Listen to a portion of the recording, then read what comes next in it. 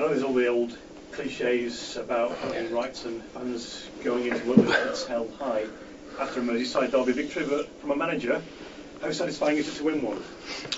Well, I've won one before. You make that sound as if I've not won one, but I have won one or two before. So it's over now. You know, it's past now. We're already thinking about the next game. Obviously, it meant a lot to everybody connected with Everton. It meant a lot to the players and the staff here. But as I said, we're now thinking about the game against Bolton. Just a couple of reflections, if we can, on Wednesday night. Do you feel that technically the game altered when Steven Gerrard went off?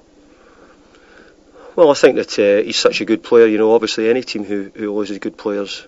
You know, we played a couple of games without Fellaini, and you know, and it was disappointing for us. We played the second game without Arteta.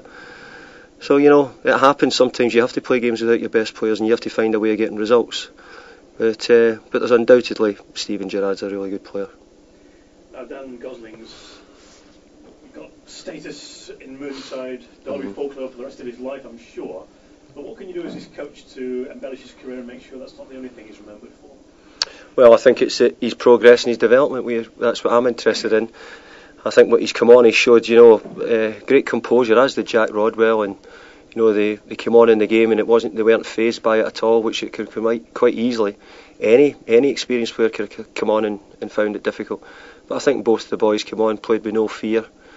But for Dan and for Jack, you know, their development will be slow, the way that we tend to bring them on. But the one thing is they'll get opportunities here because there's always room. We don't have a big squad, but we'll always try and do what's right for those boys. You brought Joe to the club on loan this week. How's he been looking in training? He's looked okay. It looks as if he's somebody who has lost a little bit of confidence because of the situation, not played much over the last few months. So it's something I'm really mindful of, and you know, I don't want to put too much pressure on him too quickly. Does it give you different dimensions in terms of the way that you want to play in the final third of the field? Well, he's known as a centre forward. I think he can play off the front as well. He can even play outside left if required. So I think that he will give me options because we've not had many centre forwards recently, but we seem to have done quite well without them. And you know, long may that continue. Delicate question now: is Victor Anichebe in your squad for the game against Bolton? No, because he's injured. Was too much made of what was reported in the newspapers earlier in the week?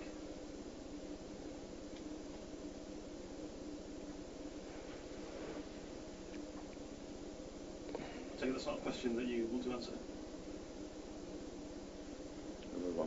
Okay, looking ahead to Bolton this weekend, what do you make of what Gary Megson has done at the Reebok Stadium?